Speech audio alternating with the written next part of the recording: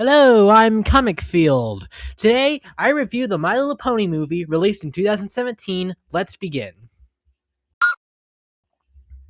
Oh wow, we finally have an MLP movie that actually features ponies through the whole thing. In 2016, Hasbro executives came together and said, "Hey, I think we're running out of ideas for MLP movies." And another said, "Yeah, maybe that's because all the movies we've ever made were all just high school flicks, and they're only the first to have have any relations to the ponies at all." Oh, what's your idea? How about we make a movie that actually takes place in Equestria?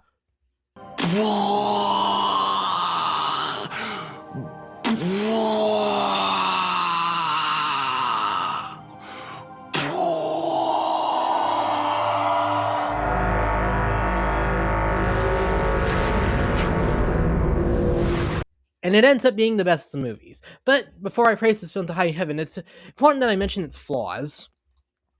My most major issue with this movie is the overabundance of celebrity actors. The Sia pony, yes, that Sia, has a role that could have easily been filled by Countess Caller Trura. Both Princess Icegar and Queen Nova are also voiced by celebrities, as is and Casper. All these new characters didn't have a chance to reappear here again because their casts are all people who won't be available or just voiced normally in the show. For example, when the school friendship gimmick was introduced in season 8, obviously they couldn't afford or bring back Queen of a celebrity voice actor or Skystar, so they created Silverstream and they had to make her represented by a general, which Sea Spray is cool and all, but still. Also, the lack of Discord besides in one cameo gag as Balloons was odd. He was one of the most popular characters among the fandom, yet he didn't have the chance to appear in their first and only G4 movie, or their first proper one, rather. Well, if you don't count the limited theater run of Question Girls, anyway. However, this movie has a lot to love. This movie's main plot is that the Storm King has conquered vast amounts of Equus, and Equestria is next, and the main six must defeat him in Tempest Shadow. Tempest is a very neat addition to the franchise, and it's too bad they had to make her voiced by a celebrity because having her in the rest of the show would have been so cool. Imagine how she'd interact with Starlight or maybe even Chrysalis because season 8 and 9 did focus on her a lot.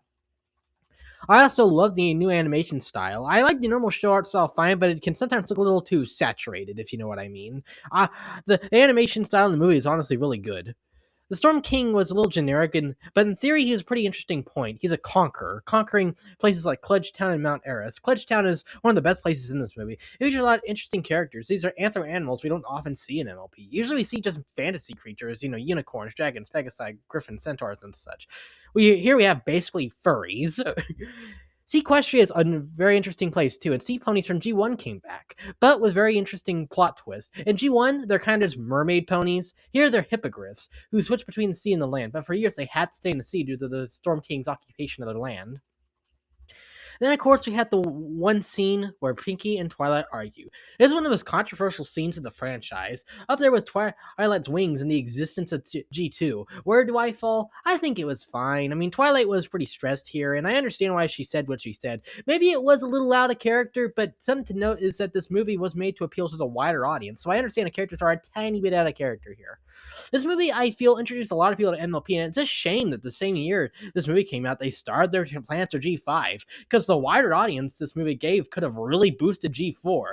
I'm serious, they really were just planning to end G4 this early. I'll get to that when I get to season 9. The season 9 video won't just be a review of the season. I will also analyze the series as a whole and the whole ending thing. I may say some controversial things, but I will say what I feel needs to be said. Back to the movie, though. The movie all overall is a 9 out of 10. Better than the Question Girls movies. All of them. Even Ring of Barracks, in my opinion. See y'all in Season 8, which is considered by many to be the worst season. Where do I think of it? We'll get there when we get there.